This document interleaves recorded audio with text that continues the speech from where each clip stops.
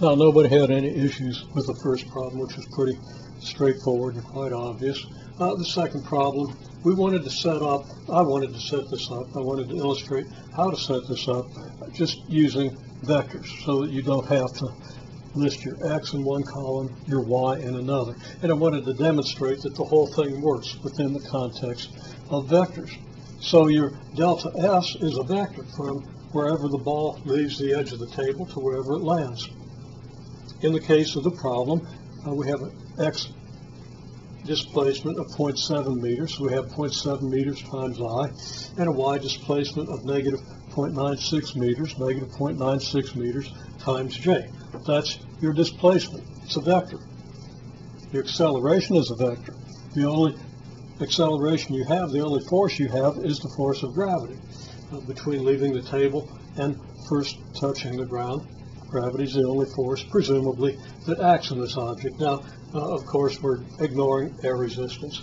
But, for example, for a steel ball traveling at 1 meter or 2 per second off the edge of a table, falling to the floor, air resistance is going to have very little effect. Unless it's a very small steel ball. We're talking about a steel ball about 2.5 centimeters in diameter. Okay.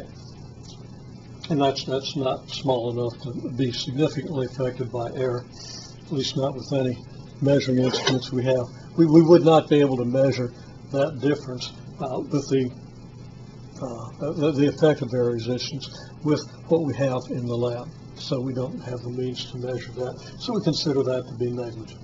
Okay, well, now what do we know? We know that the vector delta V is equal to the vector A times delta T. That's a perfectly good vector equation. And that VF equals V naught plus delta V. That's a vector equation. That works just fine when you move into 2 or 3 or even more dimensions, because delta V is VF minus V naught. So just by definition what delta means. Our average velocity, if we assume uniform acceleration, and maybe we should put a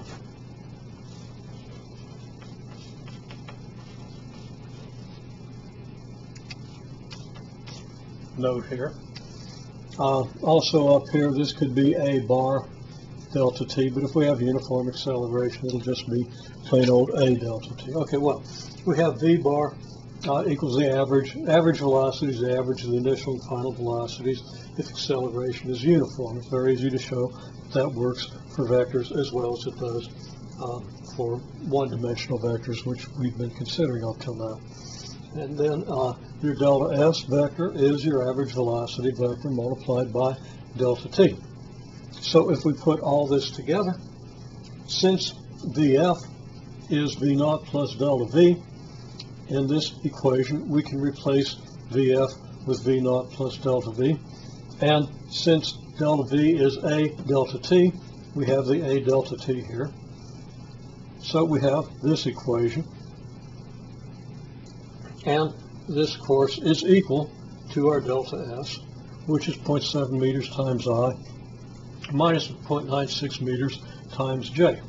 Now, I'll note that from here to here, we've essentially derived this equation. Of course, if we add V naught to V naught and divide by 2, we've got just plain old V naught. And that works, again, just as well for vectors as it would for scalars or for vectors along a one-dimensional line where you only have to worry about plus and minus.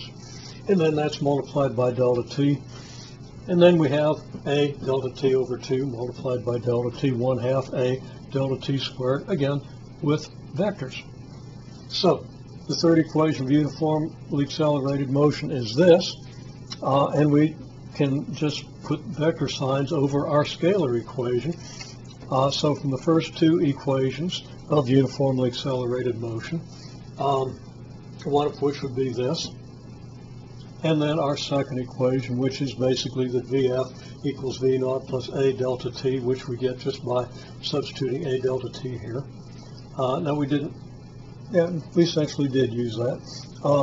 From those 2 equations, we can derive this one. Again, for vectors as well as for scalars. None of the operations depends on any properties of vectors other than their additive property and their multiplication and division by scalars. So first two gives us this, and it is a vector equation, so we're totally justified in simply setting this equal to our displacement. And essentially that's what we've done. I just haven't simplified this whole thing, but we'll do that in a minute. Now, the fourth equation of motion is not as adaptable because you have VF squared and V naught squared. You can't just replace those V's with arrows, with vectors, because what do you mean by the square of a vector? You can't multiply a vector by a vector, but you can do the dot product. Now, I'm not giving you a rigorous proof of this. I'm just going to say, well, okay, we've got this equation here. Now, the way we normally derive the fourth equation is we replace delta t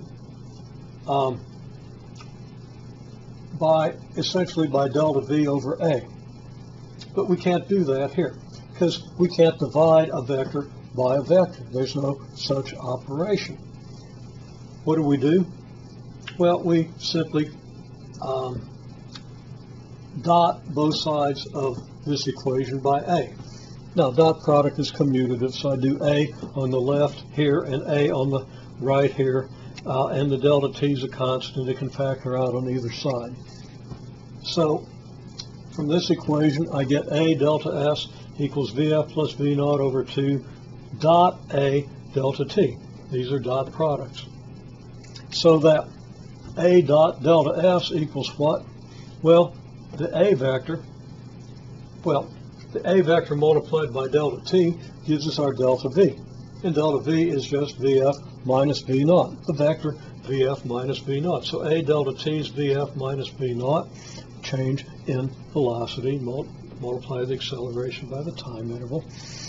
This is a dot product here, so we got vf dot vf, which is vf squared. It's the square of the magnitude of vf, because vf is in the same direction as vf, so it's the magnitude of this times the magnitude of this times the cosine of the angle between them. The angle is 0, the cosine is 1, you just get vf squared.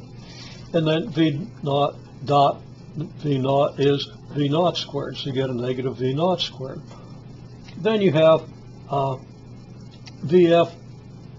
negative vf dot v naught here, and a positive vf dot v naught here. Those add up to 0, so we can just eliminate them. So we end up with this equation. A delta s is 1/2 vf squared minus v naught squared, where the a and the delta s are vectors, the vf and v naught are the magnitudes of the respective vectors. If we then multiply this by mass, we get mass times acceleration, or force, dotted with delta s, is 1/2 mass times vf squared minus mass times v naught squared. Force dot delta s is the change in kinetic energy. So it's well worth understanding those vector relationships. Now, within the context of this problem, we kind of digressed to these derivations, so I'm going to stop here and come back to the problem at the beginning of the next video.